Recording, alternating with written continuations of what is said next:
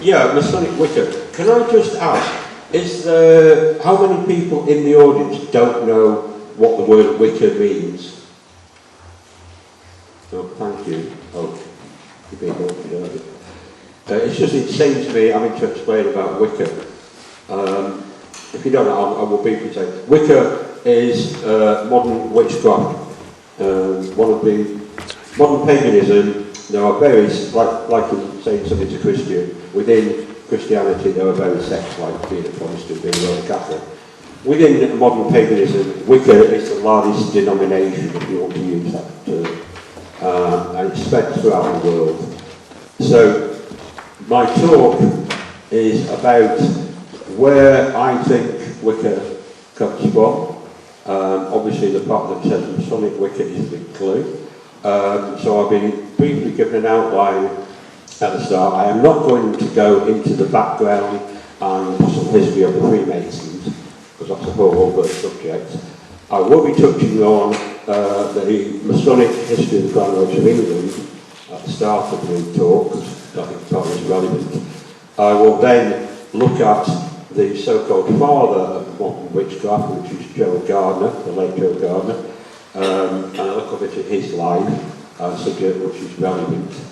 And then I will be comparing bits that I've done in Wicca that are very, very similar to bits in Freemasonry, with some slides matching part by part, so you can have a look at what he's done in Masonry and what he's done in Wicca. For those people, and it's Gardnerian Wicca that I will be discussing. Gardnerian Wicca, the practitioners were naked. I will be explaining why. I will not be stripping off, much to the disappointment of those who would love to see this rib out body in full glory. And for those of you who are actually Masons, I will not be discussing any of the grips or passwords or signs. It's not relevant. So I will be touching on some of the things that happen in Masonic rituals. Now, modern day Freemasonry, for those of you who don't know and not Masons, just as a brief explanation, there are three main degrees in Masonry. First degree is entered apprentice, the second degree is fellow craft, and the third degree is a Master Mason. And it's when somebody reaches the degree of Master Mason that they are actually eligible to become a Master of the Lodge and to chair, effectively chair a lodge, oversee rites, etc., etc. Within English Freemasonry, there is what some people call the fourth degree, which is, erroneously called that, it's called the Royal Arch degree. There are also lots and lots of side degrees which, if you're really, really dedicated, you can get into, and they go on and on and on. Anyone interested, you can look them up online. Now, at the age of 18, when I was living in Blackpool at the time, I was invited to join a secret society. And you will immediately recognise that the person on the left, that incredibly handsome young man as I was back then, that's me. You've not figured out it's that one. I was actually the youngest person in any of the lodges in Blackpool. Now those in Masons immediately recognise that is not a Masonic lodge. That is a lodge of the Royal Antediluvian Order of Buffaloes, known as the Buffs for short, which is known as a quasi-Masonic order. Why is it quasi-Masonic? Because it is set up along similar lines to Freemasonry. So you will note that various members of it are wearing what we used to refer to as jewels. He's wearing an apron, which is not a Masonic apron. We're all wearing, as officers of the lodge, collarettes as we call them, and so on. And that, but we're not wearing gloves, we're not so. The Buffs is more social. It's virtually died out as the RAOB. If you look around, there are still some Buff lodges about, But it's very much, it was very much a social club. It didn't do full rights like the Masons.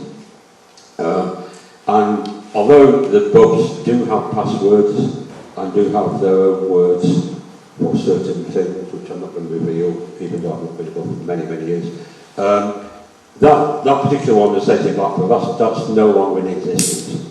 When I joined back in 1974, there were, I think at the time, about 10 lodges in existence in Blackpool of the pubs. When I looked a couple of years back, there were only 3 left because they died out. Now, as a result of being a buff, it taught me useful things like public speaking, because in Freemasonry at the time you could only join the Masons at the age of 21, and you could only show a Masonic lodge having gone through the 3 degrees I outlined earlier. The buffs I could join at 18, and their 2nd degree, which is known as primer, you actually did an examination for it. You had to be word perfect in going through their rituals, and I mean word perfect. And I had to go to an examination in front of senior members, be absolutely word perfect in whatever they told me to do, and at the end of it, I was qualified 2nd degree, and that meant at the age of 18, or 19, because it was a year later, I could sit in the chair of a lodge, speaking to, as you can tell from the ages there, men much older than me, and I was in charge. And saying, so I was saying, like, sit down, you silly old fool, you've not asked my permission to leave or enter. Which for a teenager gives you incredible confidence to do that. Plus, as it was run on committee procedures, it taught me all about points of order, how to do motions, so it's very useful. But I moved and I left. Now, at that age as well, I was interested in, I was up in like the paranormal and stuff like that, but being in an order that was based on Masonry, because no members at the time, no members of my family were Masons, and I haven't, I'm not a Mason myself, a Mason, but my dad later became a Mason. But I was interested in the history of the Freemasons. It wasn't what did they do now that was fascinating me, it was the where did they come from bit, and why did they do what they did. So I did look into Masonry. This is pre-internet days, by the way. Nowadays you can just go online and look up Masonry, look at passwords, sign scripts. It's all there if you look for it. Or even on YouTube nowadays. The Masons will tell you they're not a secret society, they're a society in secrets, which they don't pass, say, the sign scripts and passwords outside of the thing, and I'm not going into that, what they are. But if you really want to know, you can go online and find out. So, there I was, member of a secret society.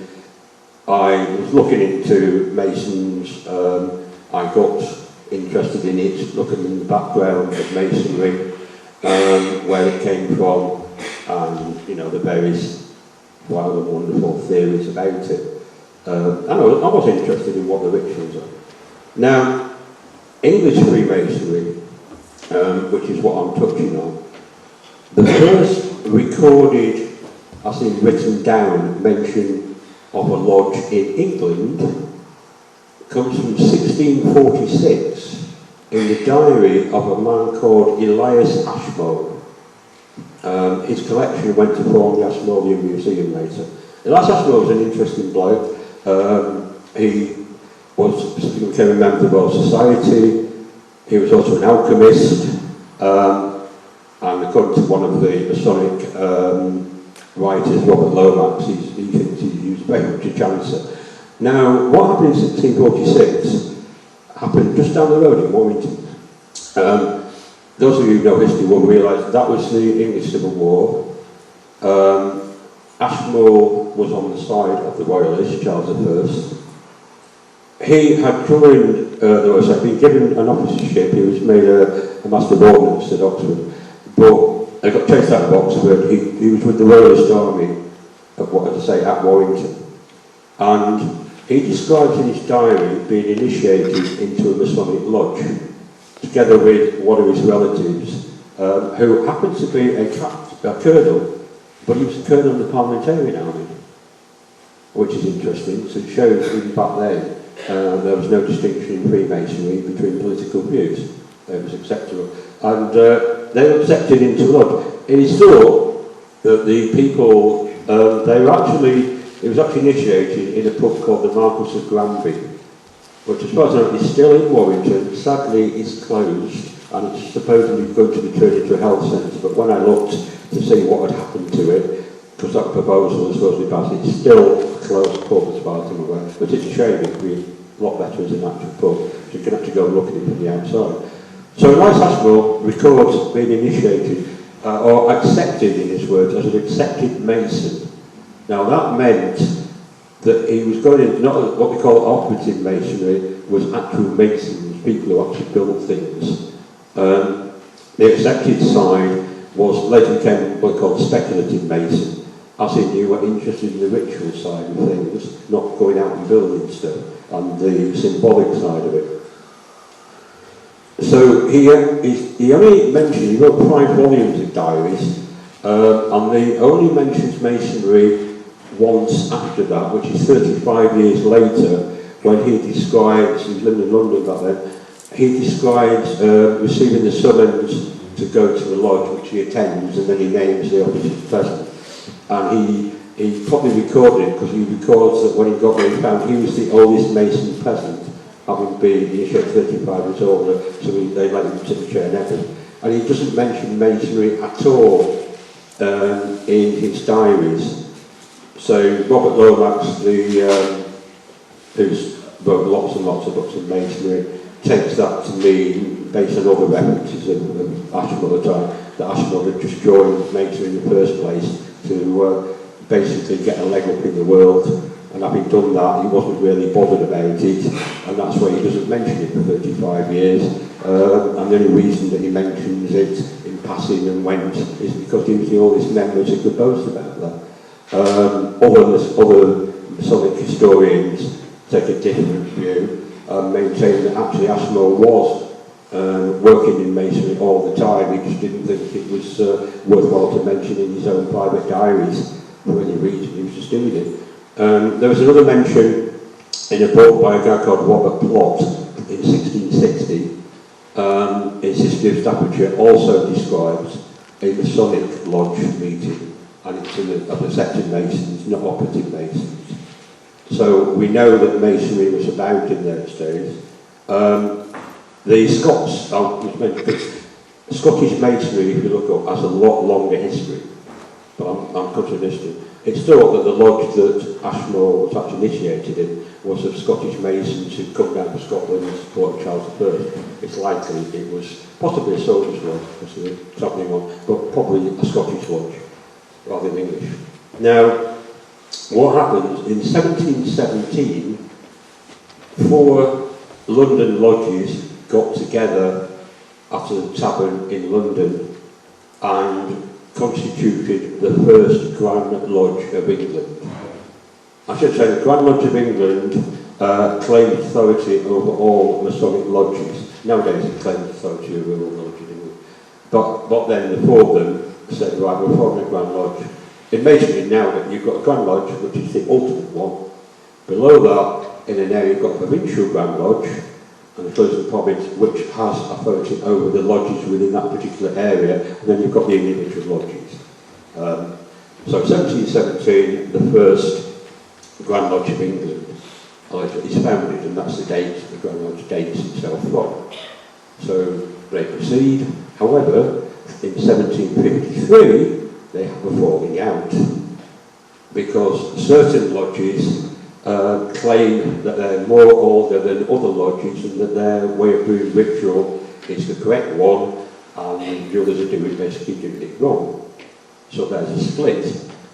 So in 1753, there is a rival Grand Lodge set up, and the people in the rival Grand Lodge, just to confuse matters, call themselves the Ancients, because they believe that their way of ritual is more ancient than the rites of the original Grand Lodge. And in fact, just to further confuse the history, there was actually a 3rd Grand Lodge set up in London, and there was a York Grand Lodge as well, but they only were very minor. But the Ancients had quite a lot of lodges throughout England. So you've got 2 rival Freemasons lodges practicing their rituals going along. And then, in 1813, thanks to the efforts, ironically, of the then Duke of Sussex, member of the royal family who was actually very much into Freemasonry, manages to get the two sides to talk and agree to get back together again. So they reconstitute one Grand Lodge, the Grand Lodge of England, which has been running ever since 1813. However, you've got all these lodges who've been practicing different rites, different rituals. So what they did was they constituted a separate lodge to get their hands on as many lodge rituals, lodge documents that they could, and thrash out accepted rituals that everyone was then expected to practice. That was the theory. And they came up with most of the rituals, the most common. However, certain lodges said, hang on, we've had one from time immemorial, and we like the way we do things, rah-de-rah-de-rah, and Yorkshire being Yorkshire or Orchid, they have rituals. So, for the sake of compromise, some lodges were allowed to practice their own right, but it was like, these are the official ones, but if you want to do your own, as a quirky one, we'll let you carry on like that, as long as you want to do that. Now, the most common ritual is known as the emulation rite. Again, you can look it up online, you can find it. They actually agreed on everything, and to make sure that everybody knew, they had lodges of a lodge of instruction, and people would go around and they would actually teach the people who might have wanted to know what the correct ritual was. So they would take them through it so that they weren't perfect and knew what they were doing, but they could also keep their own if they wanted, which is why there's some interesting, if you look at the rituals, again you can go into it, there's some interesting rituals out there, which are still practiced now and again. But they basically thrashed it all out. So again, because obviously doing things by rote, doing rituals, practicing rites, can be a bit tricky. The Grand Lodge authorised an issue. Now, I'm not sure, because again I'm not a Mason, whether they still do it, but certainly into the millennium, you could actually go into a Masonic shop, anyone can, I did it, and you can buy copies of the handbook, which has got the rituals in, the opening and closing of the lodge, the initiation rituals, etc. What those books do, they're eight memoirs, authorised, but they don't give the password. They will refer to say a grip or a password, but they don't give the actual password, and some of the relevant bits are just used by initials. But again, you can go and find out. When I was doing it, because it was pre-internet days, I had to go and find out, but I soon found out enough. For example, just an example, there was a guy who was very anti-Masonic back in the 50s, he published a book called Darkness Visible, and he was of the belief that all Freemasons are devilish, shouldn't do that sort of thing. So there was an expose, he put appendices in his book, which revealed all the, in detail, all the first, second and third degree rights, and all the passwords and all the grips and all the sign of distress, etc., in that book. Very useful if you actually don't forget what they do. So I was aware of this, and I also had an interest in witchcraft. And again, bear in mind, I'd moved from Blackpool, I was actually, at the time, involved. It was very hard to find out, because Wicca, up to the 1950s, you couldn't find out about what Wiccans did. They became popular in the 50s and 60s, because Wicca, looking at it, I'll just briefly explain myself and then I shall go back in time. But Wiccans copied down their rituals. You were supposed to do it by hand in the Book of Shadows. You may have heard of the Book of Shadows. That's originally a handwritten book kept by each witch, in which they copied down the rituals from a covered Book of Shadows and then added bits on their own. Now, copies of the Gardnerian and the Dragonian Books of Shadows only got published. The very first one that was published as like the True Book of Shadows was actually in the States in the 60s. by something called Lady Ken. It was only in the actual 1981 when Janet and Stuart Farrer had been talking and looking into that kind of Wicca, that the very first book was published, then called Eight Sounds of Witches, about of the wording and the rites of Wicca. And they followed that one up with a book which looked into more detail, and the two were put together later on as a Witch's Bible, which is still in print. So in those days I wasn't initiated as a Wicca, but I got these books and I thought, oh, at last I can see what these are up to, and then I subsequently was initiated as a Janarian Wiccan. But it became obvious to me when I looked at these rituals that Wicca is divided up into 3 degrees: first, second and third degree. And it's only when somebody becomes a 3rd degree Wiccan that in theory you're allowed to go off and form your own coven. When you're a 2nd degree Wiccan, you are allowed to initiate people, but you're not allowed to sort of run your own coven. And then 3rd degree, you can do what you want, basically.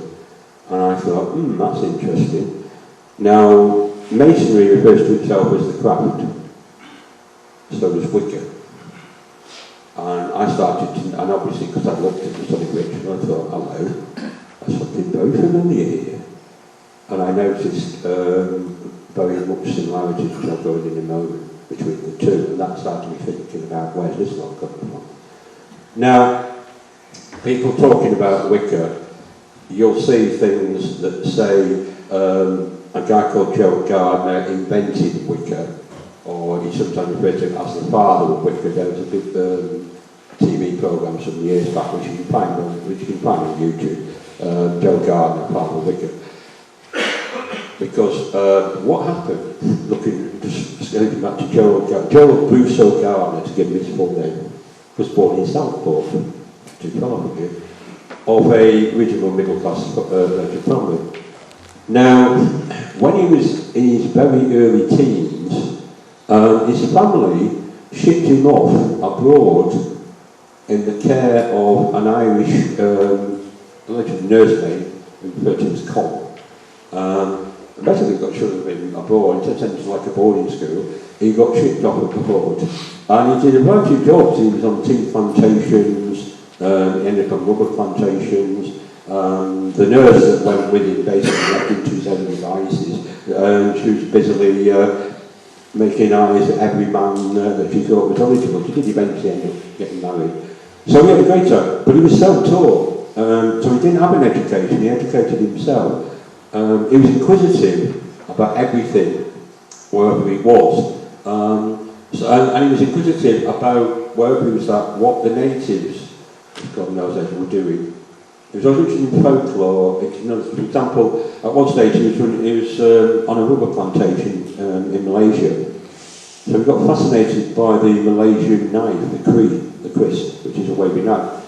And he's collecting them.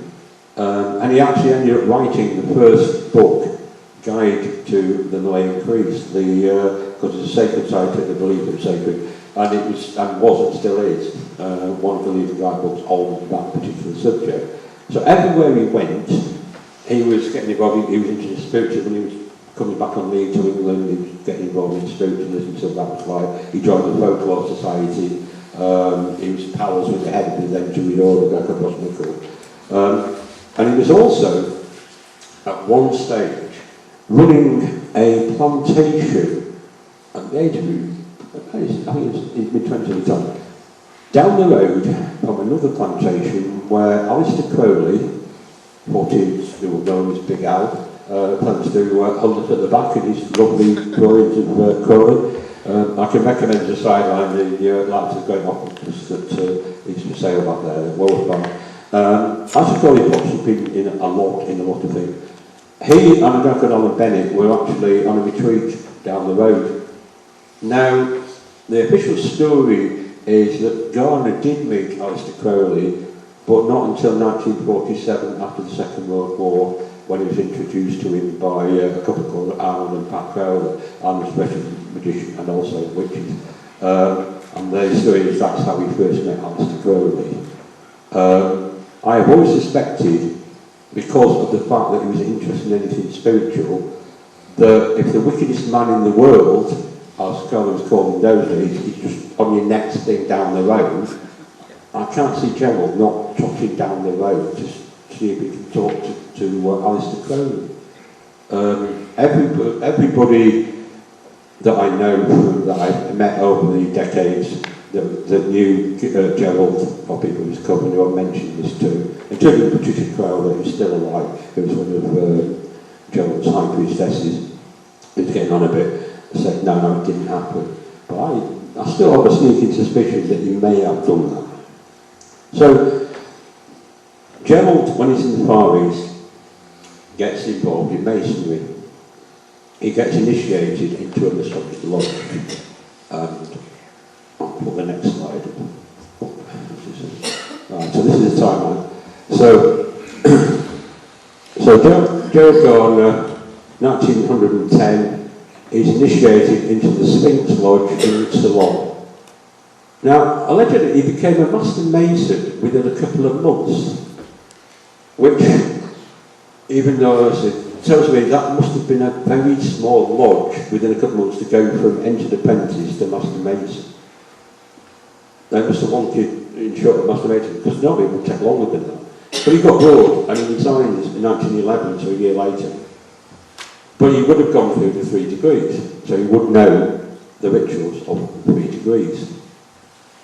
And then in 1924, he ends up in Malaysia as a customs agent, where he meets a man called J.S.N. Ward. Very interesting guy in Masonry. J.S.N. Ward was a strange person, to say the least. He was a Christian mystic. He got involved in Spiritism, not spiritualism, spiritism is slightly different. Comes from Alan Kardec and stuff like that, maybe maker. So he founded his own Christian religion because he didn't like the normal Christian one, and he became a self-declared abbot of his religion. As I say, he and Gardner met because he was a customs agent there, and so was Gardner. Gardner ended up as customs agent because he gave up on when they had rubber plantations, tea plantations, after the First World War, and before the Second, they started to decline, and so he went for a series of jobs and ended up wangling a job as a customs agent. Now, I am indebted for a lot of information on this to my friend Philip Heselton. Phil Heselton has written numerous books on Gerald Gardner. He's written a 2-volume biography of Gerald Gardner, for which I'm indebted to some of these facts. He's also written numerous books about Gardner's involvement in Wicca, Gardner's involvement in the New Forest cover, etc. I thoroughly recommend all of them if you want a lot more information than this. So, Phil suspects, we could never find any evidence, that when Gardner was a customs agent, and so was Ward, they were taking bribes.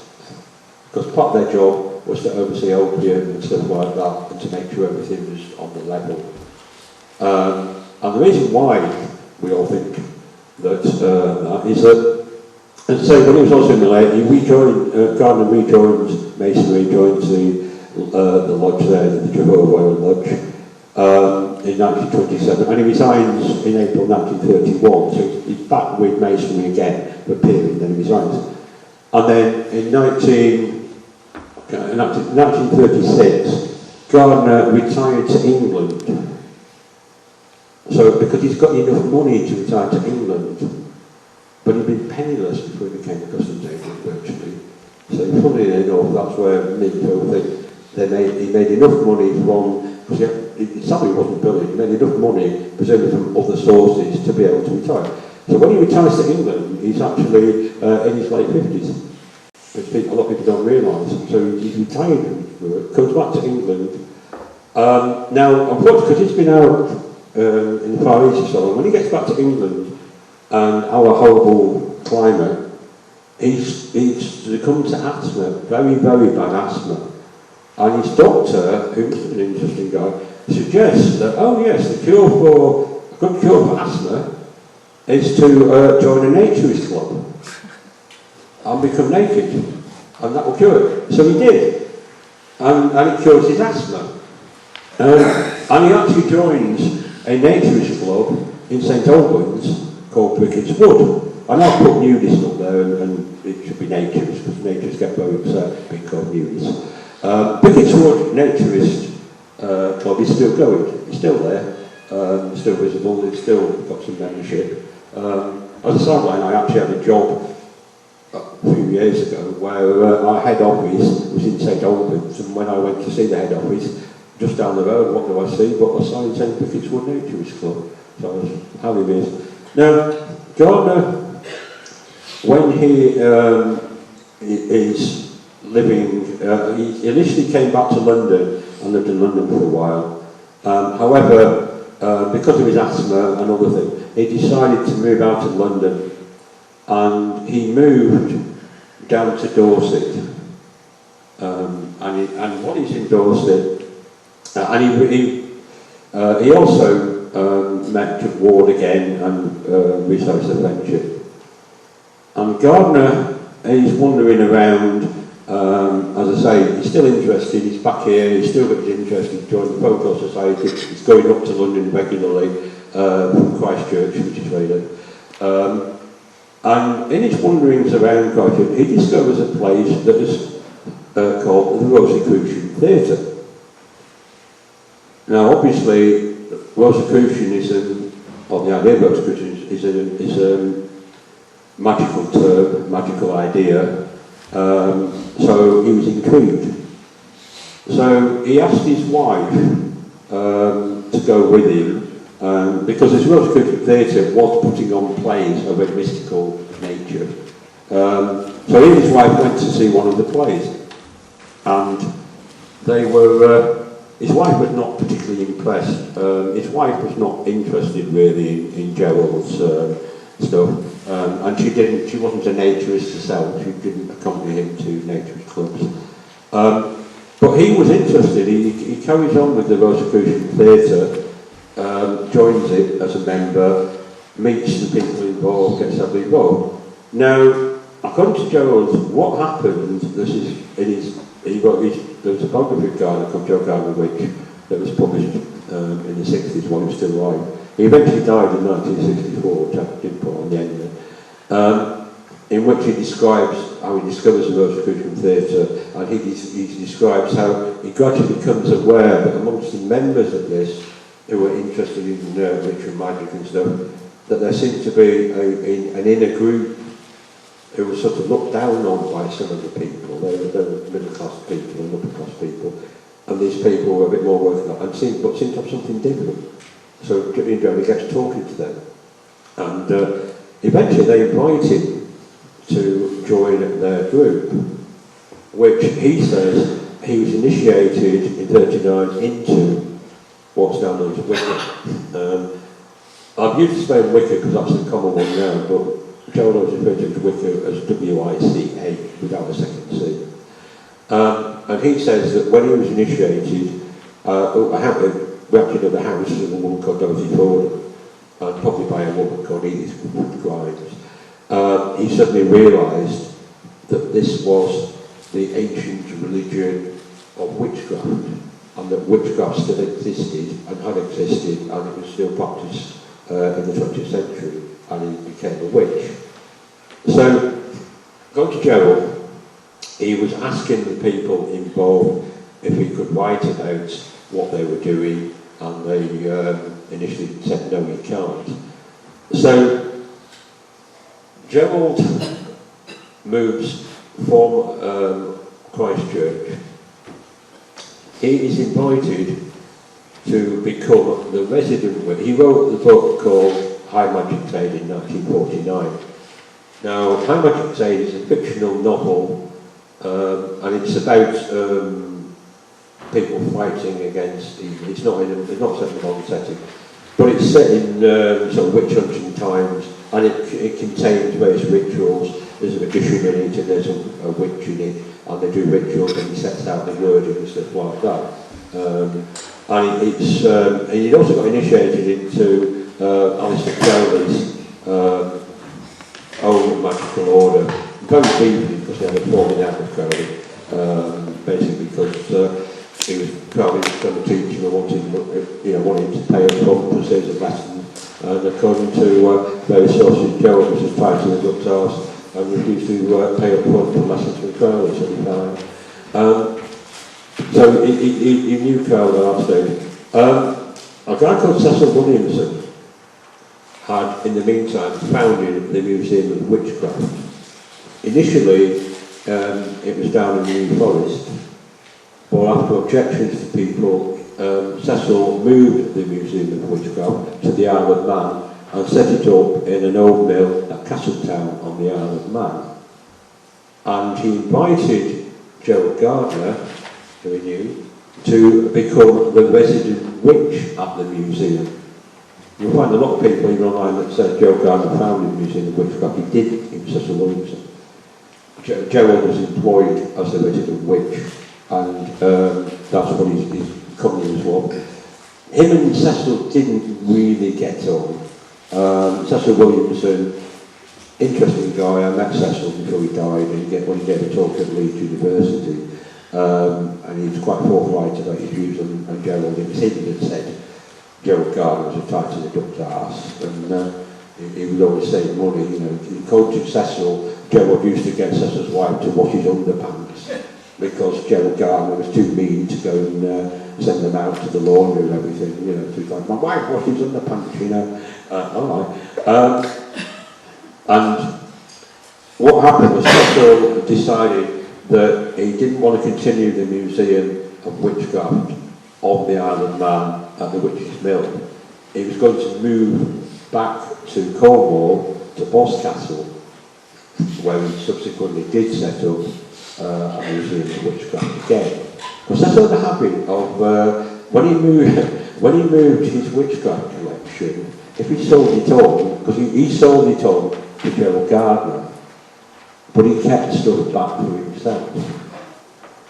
And he had a habit of doing that because when he finally got too old to be running the Witchcraft Museum at Boscastle, which is still there, and you can go and see it, and I thoroughly recommend anyone to go and look at it. It's brilliant. But when he finally sold the Witchcraft Museum to Gerald King and his girlfriend to do it, he didn't include all the collection. He kept stuff back himself because he thought he might want to do another collection. So it's a bit of a rogue process. So anyway, so that leaves Gerald on the Isle of Man in charge now of the Witchcraft Museum, which he expands what he's got left with his own collection of Greek stuff like that. And he also includes sections on modern witchcraft and all. And he publishes his second book, Witchcraft Today, in 1954, in which he reveals that witchcraft still survived, that he had been initiated into it, and that there were people still practicing. And he claimed it had been going on for years. He followed that up because that's when it hit the newspaper. Because he said that the witches practiced in the nude, and of course, news of the world, come to the Sun in those days, and let's get involved. So suddenly this headline, people being exposed as witches because they're working in the nude, very titillating, probably. So it hit the headlines, and he appeared on the radio. He's a good self-promoter, as Joe. Appeared on TV.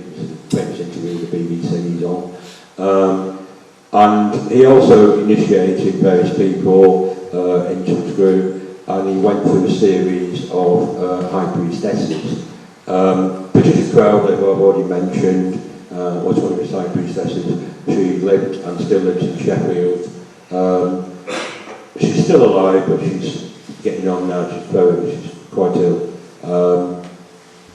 I've spoken to Patricia on quite a few occasions, and she very kindly chose to answer any question I had about her initiation, what Gerald did, etc., etc. Very, very loyal to Gerald. One of the most important people that Gerald met was a woman called Doreen Valiente. Joan Valiente was actually, she married an Italian after the war, and that's where the Valiente bit came from. Her original surname was Dominique, and the family came, I think they came from Dorset. Again, Phil Heselton has written the biography of Joan Valiente, basically written, she's very good. Now, Joan Valiente, she looked at Joe Gardner's Books of Shadows that he showed as initiated, which were all handwritten. And because he was self-taught, Joel's spelling was awful. He couldn't spell properly, he spelt it phonetically. So she set out to revise his Book of Shadows, and also rewrite some of the rituals, which is what she did. And she said so, she got rid of quite a lot of she thought Golden Dawn, ritual magic stuff. Because obviously she was female, so she wanted to mason. So she cleared stuff out, but she left some stuff in. So the current Book of Shadows, I'm talking Book of Shadows as was used by Covenants probably up to the 70s and 80s, a lot of it was her work, and a lot of things, including a thing called the Witch's Room, which is a chant that you see. Americans think it's ancient, it's not, she wrote it. So she had fallen out with Gerald in about 62 because she came across another guy called Robert Cochrane. And he claimed, his real name was Ray Bowers, he claimed to come from a hereditary family that had been practicing the form of witchcraft, which was older than Wicca. He said Wicca was made up. And Doreen thought that was correct, so she joined his company and left Gerald. And subsequently, just an example, Robert Cochrane committed suicide on Halloween 1966. But you'll still find today its own tradition is still going, and it's different to Wicca. So, and Gardner eventually, because of his asthma, he used to winter abroad and he used to go and things like that, and he finally, unfortunately, died on board a cruise ship on the way to Cyprus in 1964. He's buried in Cyprus because they didn't bring the body home, so he's buried out there. And his grave was actually found in a very bad state by some rich Wiccans about 30 years back. So they actually paid to have it remade and put a fresh tombstone, etc. So that's Gerald. So, as I say, so the Wiccan things, to me, when I got going in Wicca, I thought, this is very similar to Masonry. And Phil and various other people looked at Wicca and said, there's a lot of Freemasonry in here.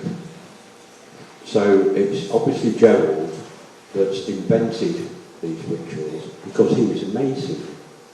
And when I looked at the rituals and the bits that was left in, and the things that tie in with Masonry, I realised that there is nothing in the rituals as they stand with Wicca that goes any higher than a Master Mason. Now, I'll go through some of the stuff.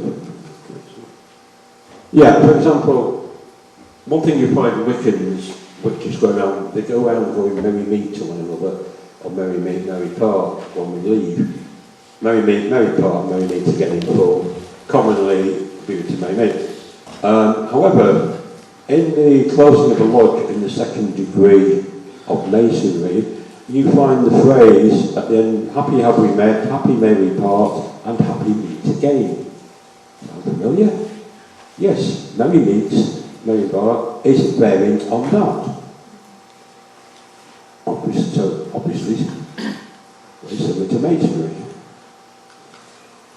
Now, in order to enter a circle or a lodge for initiation, obviously the woman on the right, as you all guess, is being initiated into a Wiccan circle. The gentleman on, the woman on the left, the gentleman on the right is being initiated into a Masonic lodge. So in order, first degree Masonic lodge. So he's properly prepared to be initiated. Now the reason why he's like that is he's got a cable tow around his neck, which is loose. He's got his chest bared, Although technically you shouldn't be fully wide open, you should have just one vertex through. And you should be able to leg a little bit. And the reason for that is because there's a legend that there was a female mason, she was the daughter of the house, overheard of the lodge, spied on it, and they hauled her into the lodge and thought, what can we do with her? Only thing we can do is to actually make her a mason, which they supposedly did. However, in order to stop any other women joining Freemasonry, because it was a male only, the idea of bearing the chest there is, if it's a female, you will see a breast. Also, if it's a female masquerading as a man, you will see from the smoother leg that she's female and not man. So that's how a mason is. Wicca, you will see that the lady on the left is wearing a noose around her neck, which they refer to as a cable toe in Wicca. She has her hands bound behind her back as well. Obviously she's only naked, so she has both breasts exposed. Doesn't have anything and that's how it's and the guy's blindfolded, you see that you're blindfolded, so you can't accept me into the lodge. And all metal is removed, obviously, for a reason, a Masonic reason that I won't bother going into. And obviously, when you've got no clothes on whatsoever, you've got no metal on you. And she's being pushed into a circle of Wicca. You can see there's a similarity here. That's just out of interest, a diagram of a Masonic lodge. For anyone who's not seen one, in the base, obviously, it's gold. The master sits there. You've got the base ones and the relevant west region also. And you'll see that there is an ante preparation room, ante-room where something will be prepared and then taken to the main lodge for being initiated.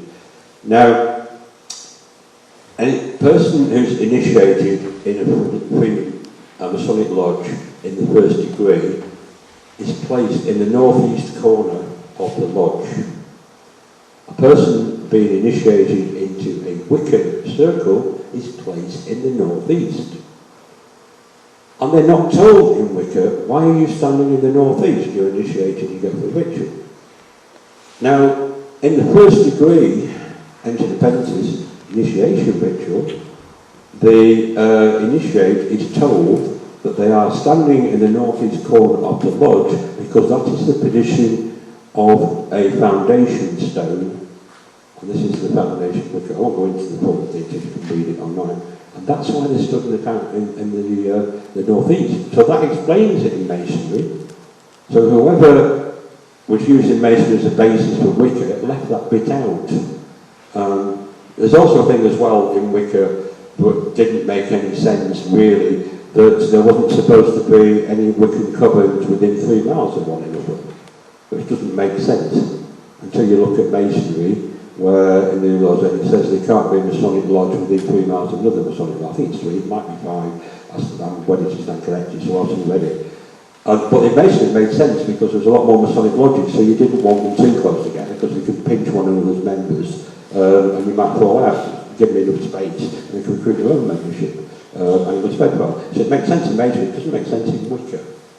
Why is that there in Wicca unless it's been copied from somewhere? I say that it's Masonry it's copied from. Again, we have a person entering a Masonic lodge on the right-hand side. This is up to legend. They're being challenged with a sword.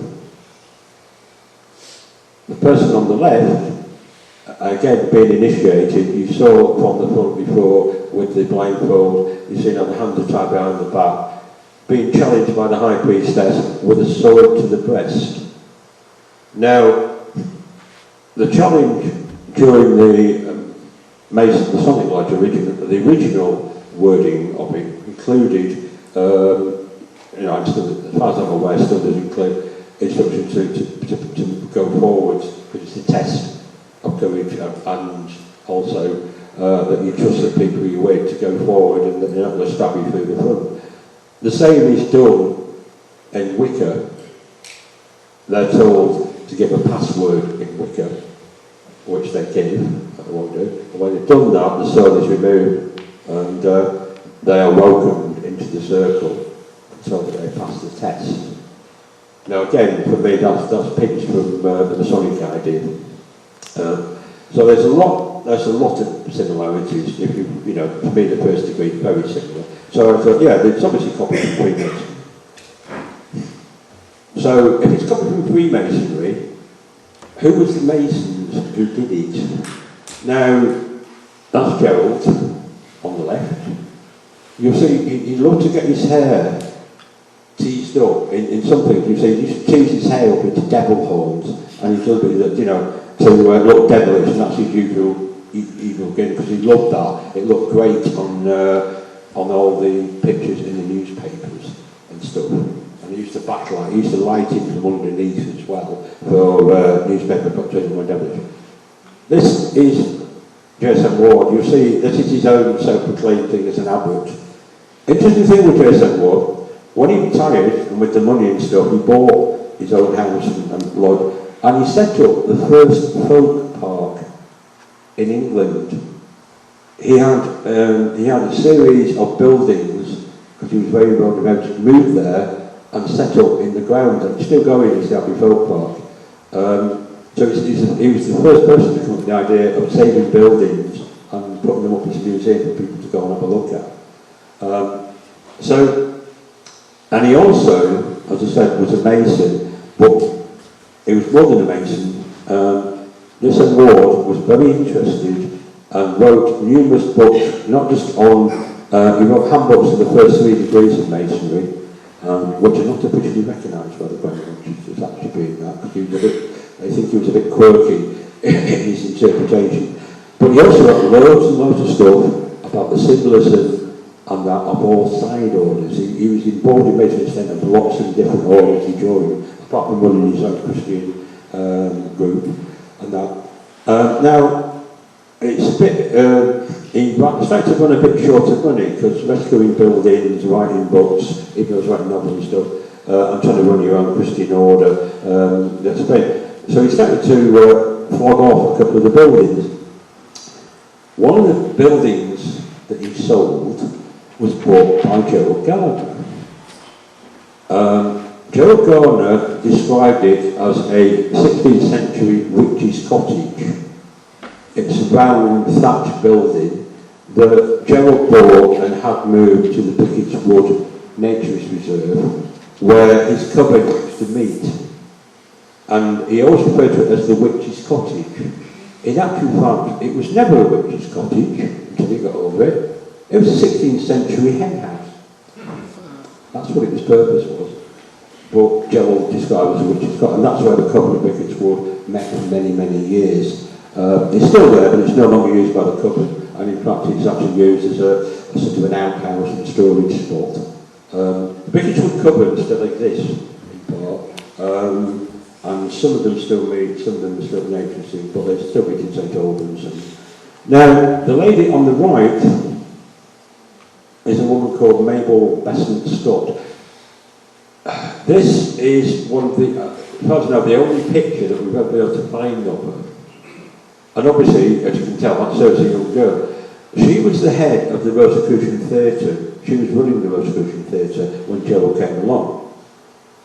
Interesting thing is, for anyone who knows anything about history, is that word Besant. She was the daughter of a woman called Annie Besant, who was one of the founders of theology. Theosophy, thank you, Theosophy. Theosophy. Yeah, so her mother was one of the major Theosophists. Mabel got a bit bored with Theosophy, didn't quite fall out with the mother, but wasn't more interested in actually pursued her own thing. She became the head of a thing called Co-Freemasonry. Now you'll recall I said that in order to become a Freemason, you have to be male. So women could not become Masons.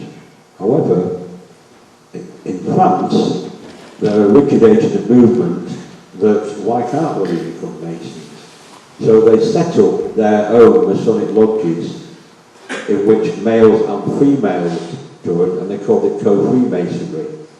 And they worked the exact rites as a normal Masonic lodge, and they had the same officers except it was men and women. And Mabel Besson Scott became the head of the Masonic order in Britain.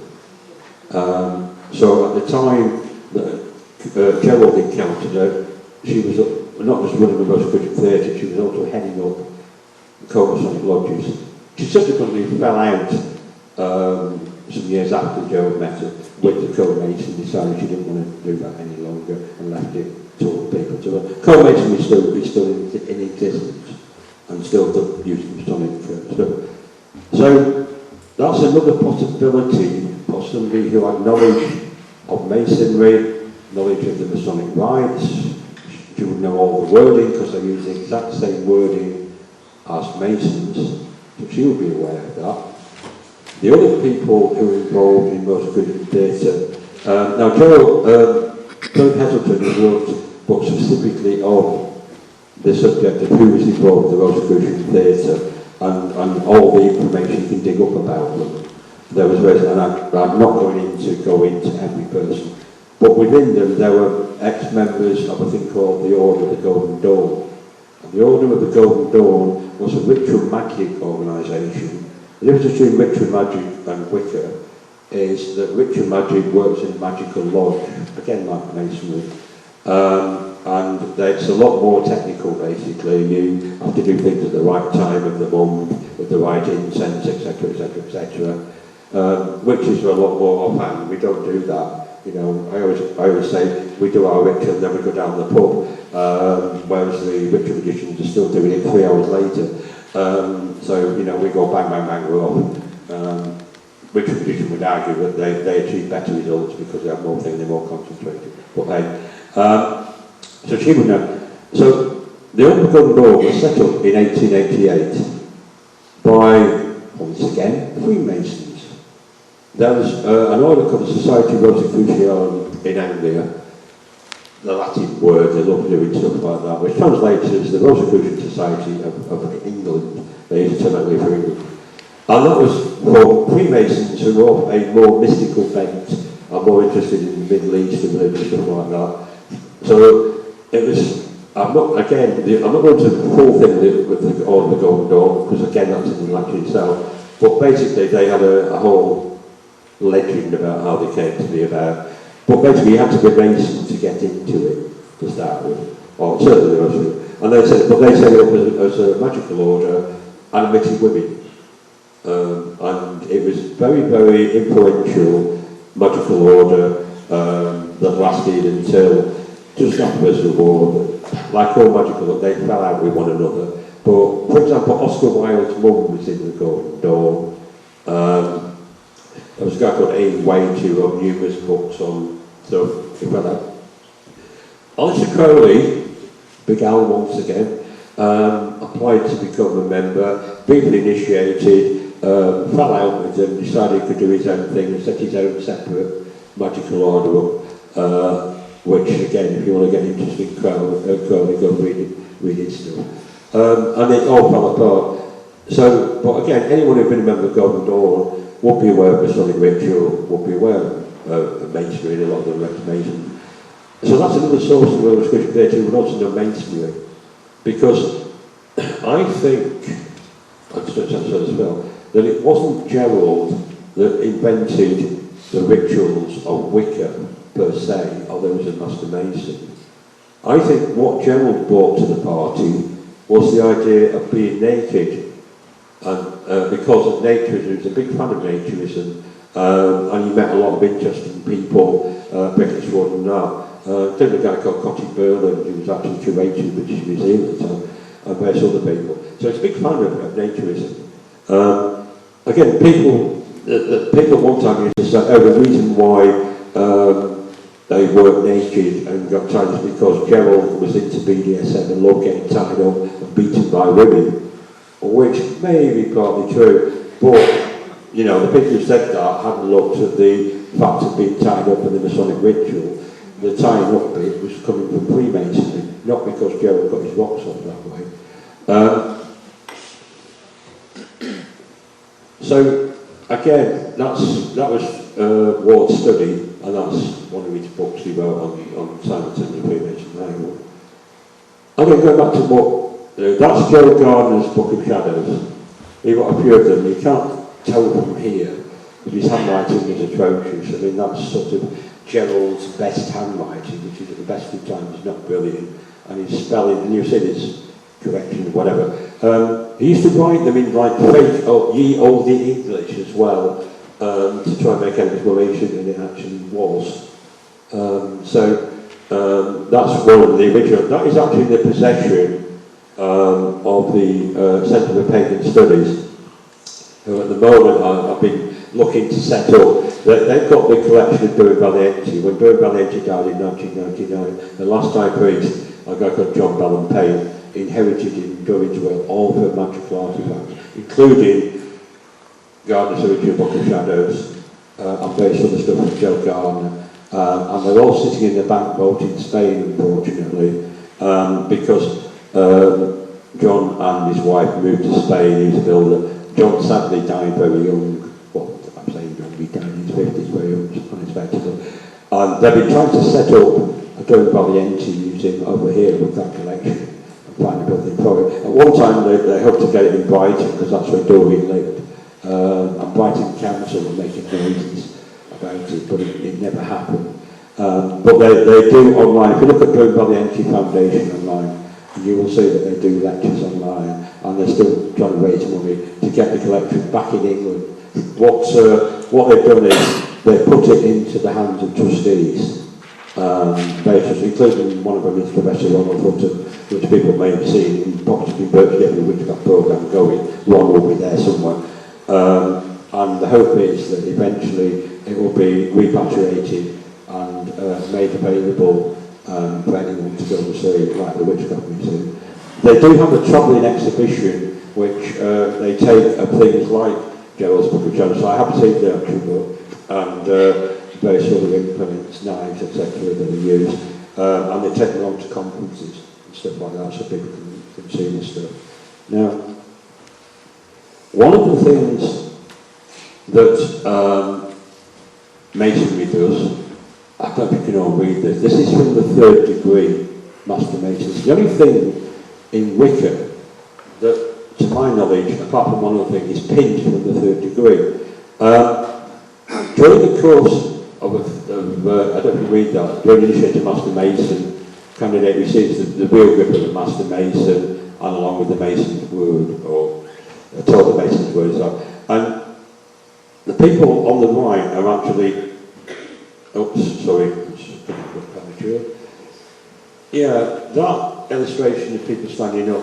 I'm not going into all the legend of Masonry, but basically there's a guy called Hiram Abiff in Masonry who's supposedly been killed and he's laid in a tomb, and the candidate to become Master Mason has to raise the body of the person to the body up, and they're told to it, and it doesn't work, and eventually they show the correct Masonic way of doing it, which is called the 5 points of fellowship, and it's a specific Masonic way of doing it.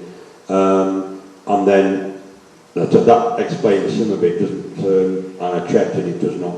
Obviously, the blanks are the actual Masonic word, which is a password to call that out. But that's the 5 points of, it's not the 5 points of fellowship, 5 different things. Now, one thing in Wicca that we do in the circle is a thing called the 5-fold kiss. And the 5-fold kiss is this, that's the start of it. What they do is they kiss the feet of the person and say, "Blessed be thy feet, which will walk the sacred path." They then kiss the knees of the person and say, "Blessed be thy knees, which will kneel at the sacred altar." They then kiss, in this case, it's a female, so they kiss above the pubic bone and say, "Blessed be thy womb, without which we would not be." And then they kiss each breast in turn on the woman and say, "Blessed be thy breasts, formed in beauty." And you finish by kissing the lips, saying, "Blessed be their lips, which utter the sacred word," then we embrace. In the case of a man, they kiss above the phallus, and they still kiss the nipples, but we use the phrase, "Blessed be thy breast, formed in strength," which from Masons will realise that's an adaptation of the 5 points of fellowship. Just a point of interest, this skinny looking guy down here kissing the feet. This is actually Janet Farrow when she was young. This is Alex Saunders, I've heard Rob referred to before. Alex came along, just a brief aside about Alex Saunders. After Joe died, Joe Gardner wasn't really interested in spreading Wicca as a religion. In fact, in the meaning of witchcraft, he mentioned he thinks it would die out because they were interested.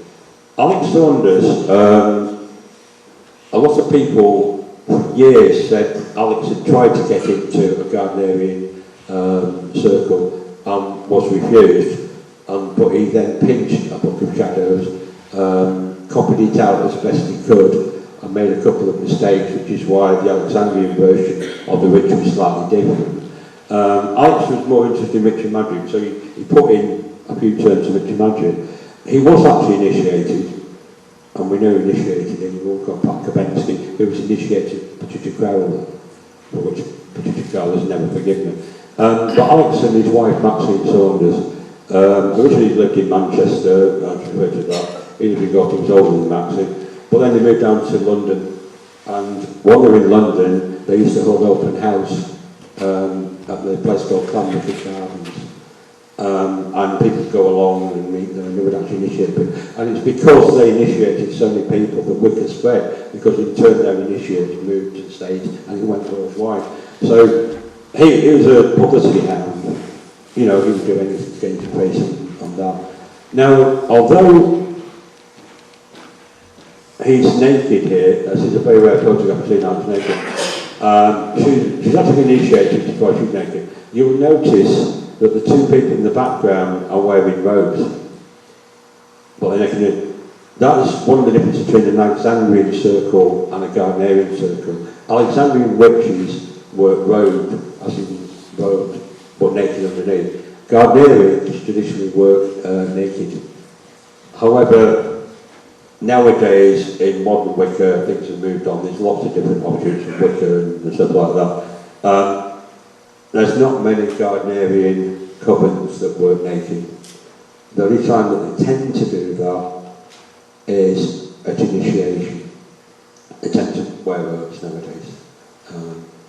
There are still ones that do that and descend on that, but a lot of them, as I know, work robe nowadays.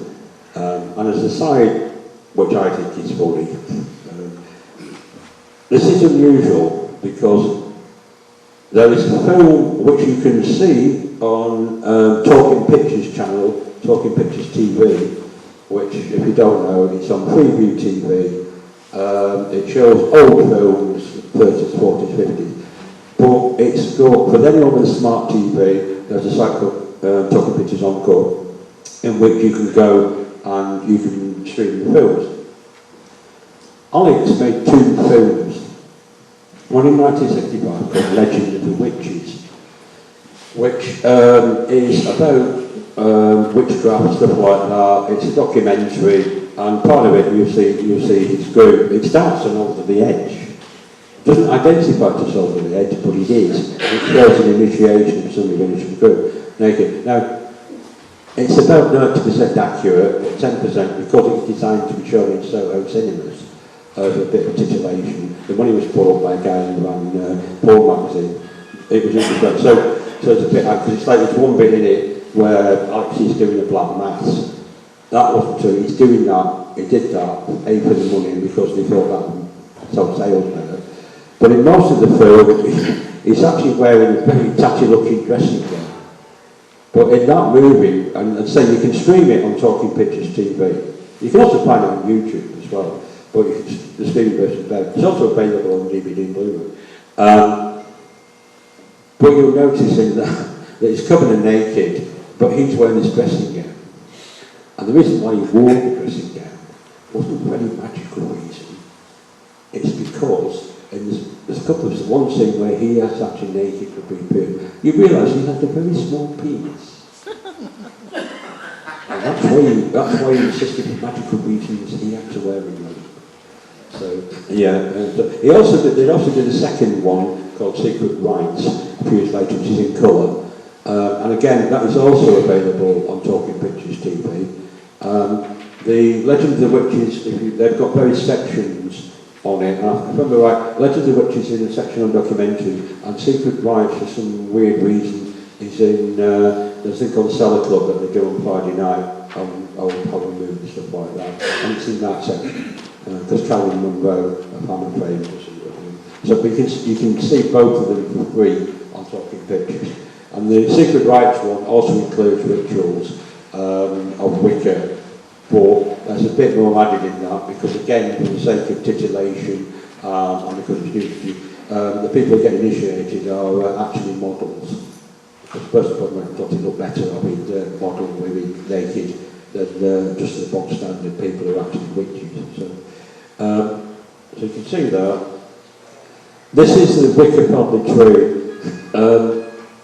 Again, this is often American type. So they've got Joe Garner as the founder, then he initiated Dory Valiente, and then he did initiate one called Monty Wilson in return, initiated Campbell. And this guy, Raymond Buckland went across to America, and he basically was the missionary for Wicca in the States. He wrote books about it. There's a Raymond Buckland Museum over there. And then Pat Crowther, with her husband, who in turn initiated Pat Kopensky, who initiated Alex, and Alex and his wife Maxine, in turn, Janet and Stuart were initiated in the 70s, wrote loads of books about it. This is Louise Broome, which initiated, remember, she wrote a lot of stuff. C.S. I won't give the real name, Robert Cochrane claimed that he'd got his own position, but he thought that he actually saw a Wiccan Chad as well, but he didn't know. And Raybone was another one, and these two are still alive. Mansion Arthur, you know, they never appeared in public, they were known in Wiccan circles. The last witch priestess, Raybone, when Gerald died, what happened to a lot of his stuff, apart from what Doreen had, was instead of continuing with Wicca as such, she flogged all the stuff she had from Joe Garner to Ripley's Believe It or Not Museum. So they had it for many, many years, and they still have some bits of it, but Wiccans in Canada managed to buy back some of the stuff that she flogged to the States.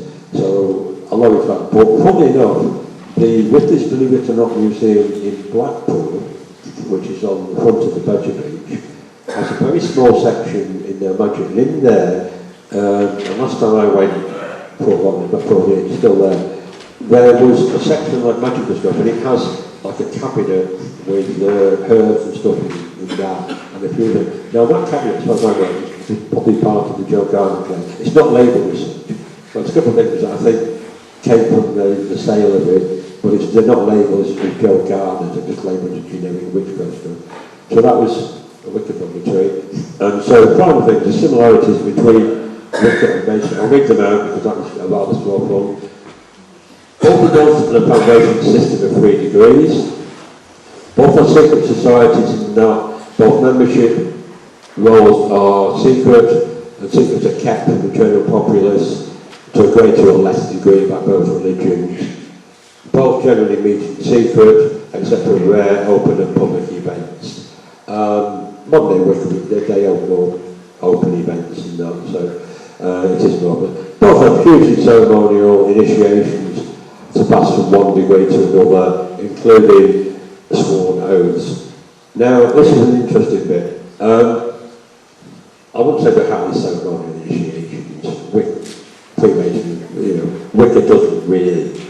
But the sworn oaths bit, in the original initiation to Masonry, there were solemn oaths about what would happen if you revealed the secrets of a Mason to a non-Mason. Also things as a coward. C-O-W-A-N, that's something to prying into the secrets of Masonry, like that. And various horrible oaths were enacted until guy was found hanging from Blackfriars Bridge in the 70s, involved in the scandal of the French and Italian Masonic lodges, and you can still look up on conspiracy theories who claim he was murdered by Masons. He was found hanging with his can't remember his exact name, people know, pockets full of bricks, in the style of Masonic oath breaking. And there was a big scandal, and there was always thing at the time about Freemasonry's influence, da-da-da-da, and the Grand Lodge of England, because it was being brought up about these oaths and whatever, took the decision to amend the oaths and remove them from the ceremony. So technically they should not be used in Masonry nowadays. Wicca, because again it was copied, changed it into oaths about if you reveal the secrets of Wicca and who was in there, your wand would be turned against you. And they used to take the measuring people, I forgot what the measuring was meant to tell, and that would be kept by the cover used against you and stuff like that. That's still used, but it isn't. So that is no one else will be looking at. Both the ceremonial purgings and purifications and their ritual space, yes, we purify a circle beforehand, so there's a lot. The sentences in the two groups. Both groups call candidates to strip off all secular clothing, well, not all clothing in the case of the Masonry, but yeah, outer clothing. Call candidates to be divested of all metal, yes. Head is blindfolded, kind of ceremoniously tie ropes around him for the whole time. Call candidates to stand in the northeast corner of the temple in the first degree, yes. Try to candidate by piercing a naked chest with a sharp instrument. They don't actually pierce it, they hold against it. A sword, point of a compass for Masons, yes. Trying to candidate a secret password, yes. Lead the candidate blindfolded in a ceremonious walking around the temple and the circle, yes, that's done in both.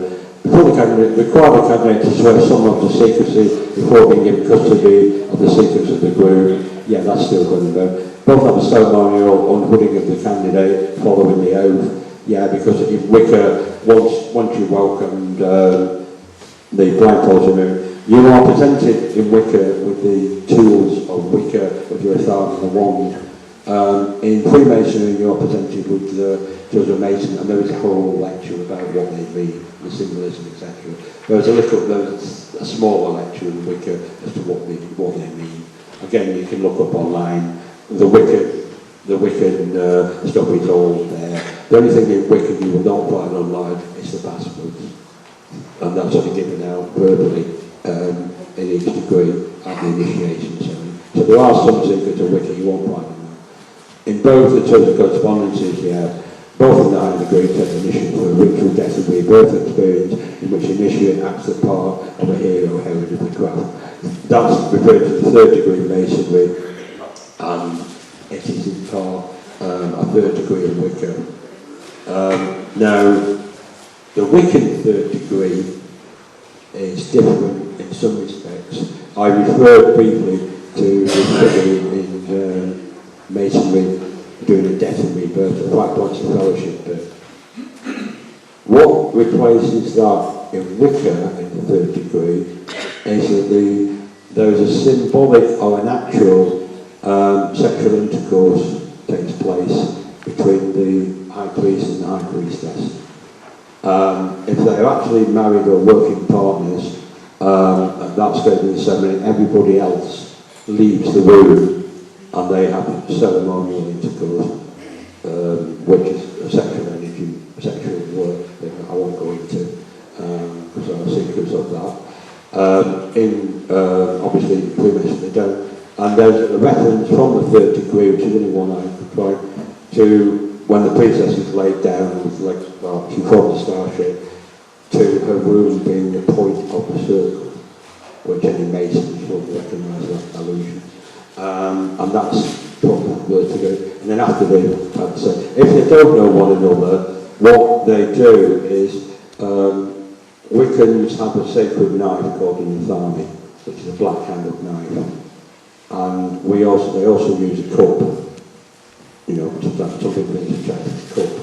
And the cup symbolises the female, the Athami symbolises the male, and the Athami stone is put into the cup. And that's that's a symbolic way of intercourse, as opposed to actual, if the two people don't know one another or are not in any relationship. So it's done that way. So the whole thing about orgies and everybody